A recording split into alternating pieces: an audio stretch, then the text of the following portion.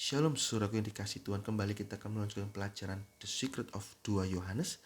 Kita sudah masuk di dalam ayat yang ke-6 saudaraku.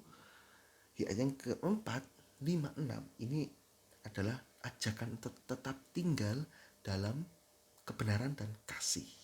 Nah, di ayat yang ke-4 kita sudah belajar tentang ajakan untuk berjalan dalam kebenaran. Kelima, ajakan untuk atau perintah untuk saling mengasihi. Yang ke-6 ini tanda kasih adalah berjalan menurut firman. Disimpulkan di ayat yang ke-6 ini. 2 Yohanes 1 ayat yang ke-6 ini mirip dengan 1 Yohanes 2 ayat yang ke-3 sampai yang ke-6. Rasul Yohanes ingin tanda orang yang memiliki kasih ilahi adalah menuruti perintah-perintahnya. Ini sama dengan perkataan putra manusia Yesus yang mana berkata bahwa seseorang yang mengaku mengasihi Tuhan berarti harus mempunyai dan memelihara firman-Nya. Yohanes 14 ayat 20, 21 dan 23. Nah, jadi saling terkait. 1 Yohanes 2 ayat 3 sampai 6, 2 Yohanes 1 ayat yang ke-6 dan Yohanes 14 ayat 20, 21 dan 23. Ada 3 hal di sini. Tapi saya bacakan dulu ayat yang ke-6 dalam terjemahan King James Indonesia berbunyi demikian. Dan inilah kasih itu, yaitu kita berjalan menurut perintah-perintahnya. Inilah perintah itu, yaitu seperti yang sudah kamu dengar dari permulaan, hendaklah kamu berjalan di dalam kasih. Jadi kasih dan firman Tuhan ini saling terkait satu dengan yang lain. Inilah kasih itu. Kalau kita ngomong, kita bicara kasih, berarti kita berkata, saya mau berjalan menurut perintah-perintahnya. Itu tanda kasih. Nah, apa perintah? Ya, saling mengasihi. Jadi siklus yang terus berulang. Kamu mengasihi Allah, ya, turuti firman. Turuti firman Tuhan. Apa firman itu? Berjalanlah dalam kasih. Apa kasih? Turut firman dan seterusnya. Ini nggak bisa dilepaskan. Oh, aku mengasihi Allah tapi nggak mau taat firman, nggak bisa. Aku mau taat firman tapi nggak ada rasa kasih, juga nggak bisa. Kasih Allah juga kasih jiwa-jiwa, nggak bisa mengasihi Allah tapi jiwa-jiwa dibenci. 1 Yohanes 5 ayat yang ke berapa? 1 Yohanes 4 ayat yang ke 20 ya. 1 Yohanes 4 ayat yang ke 20. Jika seseorang berkata saya mengasihi Allah tapi membenci saudaranya, ia adalah pembohong. Nah, ini saudaraku ya. Ada 3 hal di sini. Memiliki firman, memelihara firman, dan mentaati firman. Jadi menurut perintah-perintahnya ini paketnya adalah memiliki firman, memelihara firman, menaati firman. Pertama dulu, memiliki firman. Kita nggak bisa mengenal Tuhan di luar firman Tuhan.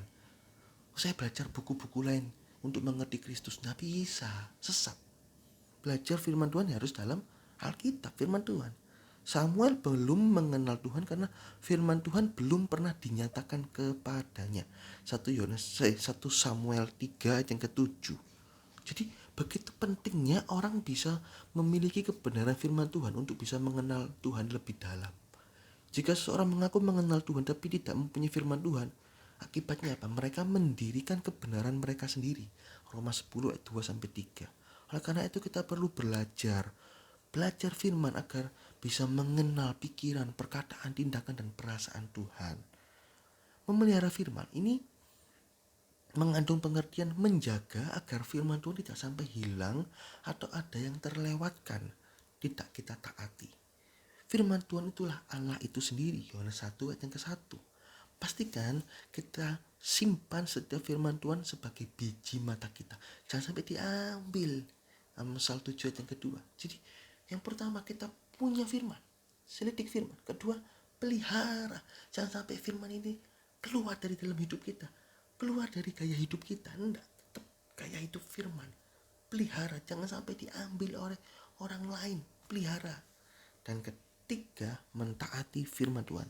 Firman Tuhan yang ada dalam hidup kita haruslah kita taati.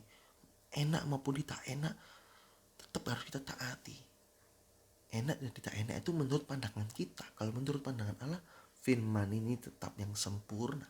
Jadi nggak ada, oh ini nggak enak, ini enak, nggak ada. Semua firman Tuhan enak. Pikulah kuk aku karena kuk aku senang dan ringan adanya. Matius 11 ayat 28 sampai 30. Mungkin saat kita tidak mengerti suatu kehidupan, suatu hal, tapi saat kita belajar firman, kita taati firman, aku tidak bisa, tidak ngerti apakah kerjaanku bisa sukses atau tidak. Tapi firman Tuhan bilang apa? Jujur, ya sudah, saya taati jujur itu. Firman Tuhan akan terbukti pada waktunya Tuhan. Dan firman Tuhan yang kita taati ini, yang kita pertaruhkan itu, saya tetap memilih firman daripada memilih dunia. Yang dunia mengatakan harus tipu sana tipu sini, firman bilang jujur, saya pertaruhkan, saya pegang firman. Ingat, masa depan kita dijamin oleh firman, dijamin oleh firman Tuhan. Firman Tuhan, hasil akhirnya adalah kebaikan kita. Jadi jangan khawatir kalau kita percaya firman, kita taati firman, jangan khawatir. Karena firman itulah yang akan membawa kita dari kemuliaan kepada kemuliaan, dari kemenangan kepada kemenangan. Nah, jika ada orang yang mengaku memiliki kasih Allah tapi tidak menuruti firman Tuhan, dia adalah seorang pendusta dan kebenaran tidak ada dalam dia. Akibatnya, orang yang tidak memiliki kebenaran adalah mereka, tadi saya sudah katakan, mendirikan kebenaran sendiri sehingga hidupnya makin tersesat sampai akhirnya binasa di neraka kekal. Allah memang tidak bisa dibohongi, tapi orang tersebut membohongi dirinya sendiri dan orang-orang di sekitarnya, sehingga dosanya berlipat-lipat. Jadi saudaraku, kebenaran orang-orang kudus itu bukan dari banyaknya pengetahuan akan Alkitab. Kebenaran orang-orang kudus bukan dari banyaknya pengetahuan akan Alkitab, tetapi seberapa banyak firman Tuhan yang dimengerti dan ditaati dalam hidup ini. Saya ulangi lagi ayatnya ya. Dan inilah kasih itu, yaitu kita berjalan menurut perintah. Kata berjalan berarti aktif, menaati, menuruti. Nah, ini ya. Nah, di dalam firman Tuhan ada pelajaran kasih, ada pengampunan. Sehingga pastilah tidak ada kebencian di dalam orang-orang yang mau menuruti firman Tuhan. Oleh karena itu dua hal ini tidak bisa dilepaskan, tapi saling melengkapi membentuk pribadi seperti Kristus, penuh kasih dan kebenaran ilahi. Jadi surat 2 Yohanes ini mengajarkan kita berjalan dalam kebenaran. Ayat ke-5, saling mengasihi satu dengan yang lain. Ayat ke-6 disimpulkan, kamu mengaku punya kasih, ya kamu berjalan dalam firman. Dan kalau kamu mengaku berjalan dalam firman, kamu harus ada kasih, tandanya berjalan dalam kasih. Ini gak bisa dilepaskan, melainkan saling terkait satu dengan yang lain. Ya, ini ayat yang ke-6, saudaraku. Di ayat yang ke-7 sampai 11 kita akan belajar peringatan terhadap penyesat antikristus. Ya, diulangi lagi ya. Jadi surat-surat Yohanes ini banyak bicara tentang kebenaran, bicara dalam firman, kasih gitu ya. Terus diajarkan juga tentang waspada terhadap penyesat antikristus. Karena di zaman-zaman itu ajaran gnostik itu mewabah, saudara. Jadi Rasul Yohanes ingin menetralisir domba-dombanya, gereja Tuhan yang menjadi beban pelayanannya. Dengan juga kita, kalau kita punya beban pelayanan jiwa-jiwa, ayo, ada jiwa-jiwa yang mungkin tersesat, netralisir. Jangan kasih makanan kemasannya bagus tapi isinya kadaluarsa. Hati-hati.